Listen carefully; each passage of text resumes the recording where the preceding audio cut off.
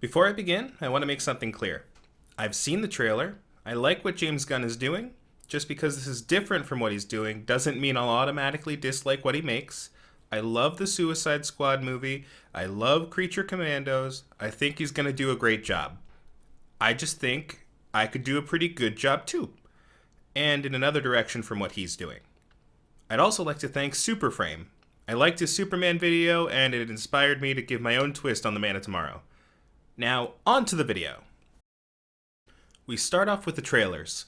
I don't like taking clips from the movie and meshing them together to make a trailer. More often than not, that just means we know the ending of the movie pretty well before going in. So for Superman, I think we can do something just a tad different. For the main trailer, we open up to the Daily Planet TV news show Metropolis Today. The host, Angela Chen, greets the audience and starts to build up the story. Metropolis citizens lucky enough to look up in the sky today came upon a rather unique view. It wasn't a bird, it wasn't a plane. No, it was a man, seemingly flying through the sky entirely unaided and under his own power. Locals are referring to him as the Superman. On the show, after an exclusive interview with Superman, is Daily Planet reporter Lois Lane. Now, Lois, I have to admit, I find this far-fetched. You're saying he really flew through the skies of Metropolis with no gear or plane? Angela, if I hadn't seen it for myself, I'd be just as skeptical as you. Hell, I did see it for myself, and I still can't believe it. I went up to him and told him if he really wanted to prove he could fly, he'd take me up with him. And how did he respond? He said sure. He picked me up as if I weighed nothing and flew me up over the Daily Planet building. I just kept looking around, waiting for whatever illusion he was playing at to end, but it didn't. Then he looked off in one direction, asked if I was okay with the detour, and flew us maybe 5 miles. And you know what he did? What did he do? He put me down to help get a cat out of a tree. Some kid had been crying about her cat being stuck, and somehow high enough off the ground to make a bird jealous, and further away than I could walk in an hour on a good day, Superman heard the kid and just went to help. After that, I had about 1,000,000 questions for him, and he answered every one. And our audience at home can read the full article, either in today's issue of the Daily Planet or on our website. But if you had to sum it all up in one sentence, what would you say he's here to do? I said it already. Help. Obviously, we can't only have one trailer for the movie. The others would generally be montages of random saves by Superman with news audio describing what he does. Some can take place within the movie, but none would be noticeably plot relevant. Superman saves woman from building fire on Main Street. Superman catches plane, saving lives of passengers. Superman rescues child from train crash, etc., etc. They'd all be Superman from far away, though. Any close-up footage would be blurry at best. And if you really need to have an in-movie fight scene be part of the trailers, we can have a fight from within the movie that isn't super relevant to the main plot where he fights Metallo. Not the whole thing, but enough to tease. It's sort of like the Hulk vs. Hulkbuster tease from Avengers 2. Alrighty, now that we've got the trailers settled, let's move on to the movie proper. We open up in a busy newsroom. Talking, typing, newsing, Jack Kelly and David Jacobs dancing in the background. Okay, not that last thing, but having Christian Bale as a background character in a Superman movie would be pretty funny.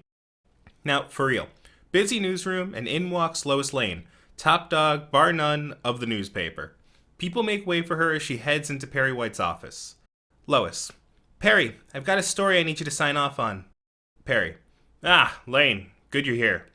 Sitting across from Perry is a rather large man in somehow larger looking clothes that clearly don't fit him. The man begins to stand, but we don't see his face. This is Clark Kent, new reporter for the Planet. I'm putting him under your wing. We look over at Lois, who looks in disbelief at Perry. Clark extends his hand to greet her, but the camera angle doesn't let us see above his chin. Clark. It's good to meet you, Miss Lane. I look forward to working with you. Lois. You're kidding me, right? Perry, I thought I made it clear last time. Any partner you give me is just going to slow me down. Perry. No, what I understood is that anyone I assign to you, you're going to ditch them and blame them for not being able to keep up. Lois. We're saying the same thing here. Maybe, But if that's how you're going to act, I'm going to keep assigning rookies to you and turn you into a litmus test. The longer they last, the better they are. Maybe they aren't as good as you, but if they can keep up with you for a few days, they're probably at least good enough for the planet. Clark: well, I hope to live up to your expectations, Mr. White.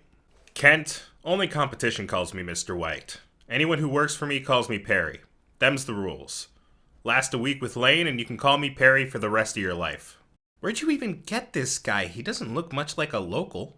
He's from Kansas. Perry gestures to Clark. Smallville. Yeah, that's it. Smallville. Lois looks at him jokingly. You're kidding. This coming from the woman who lives in a city called Metropolis? Perry: he's got you there. Lois rolls her eyes. Fine, but these aren't open roads and friendly farmers, Smallville. Metropolis isn't a city, it's a jungle. You either figure out how to get around on your own and hunt your own food, or you fall flat on your face and get eaten. Clark takes in her attempt to intimidate and turns to Perry. See, Perry? She's a great mentor, already giving me advice. Perry snickers at that. Lois glares at Clark a bit, rolls her eyes, then puts papers down on Perry's desk. Whatever. Here, I need your signature. Just then, they hear a boom and the building shakes.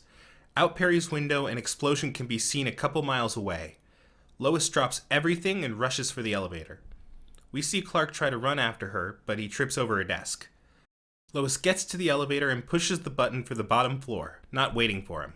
We watch her go as fast as possible towards the source of the explosion. She knows the city like the back of her hand. She takes a cab a certain distance, then cuts down an alleyway. She runs down different sidewalks and streets, knowing exactly when they'll be busy and when they won't. Finally, she gets to the side of the building. She looks up at the fire to see a muscular man in a red, blue, and yellow outfit flying out of the building, gently, holding an old man. She stops and stares as he brings the man to the ground. Lois: who are you? The man smiles before turning back to the building and flying up to the fire. He breathes in and then blows out his breath as if it's going to do something to the fire. And it did. When he blew, a cold wind came out and put out the fire. As the fire goes out, he looks around the building at parts both visible and seemingly not, nods to himself, then flies away as fast as lightning. The entire time, Lois is awestruck, not moving. A few seconds after the man flies away, she recovers and runs to the front of the building to start doing interviews. But when she gets there, someone else has already started doing interviews. Clark: do you have any theories for what caused the explosion? Strangely, he isn't asking any of the gathered firemen or authorities. He's asking an older woman. And she has an answer. If I had to guess, my neighbor on the right had something to do with it. Said he was some inventor or something, working with rocket fuel, I think. Never got along well, and he was always making noise.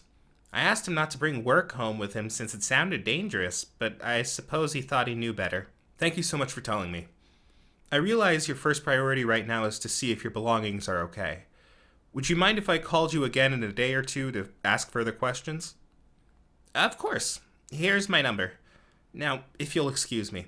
The older woman walks away, and Lois goes up to Clark. How did you get here? Clark looks down at his legs and inspects them as if they should be broken.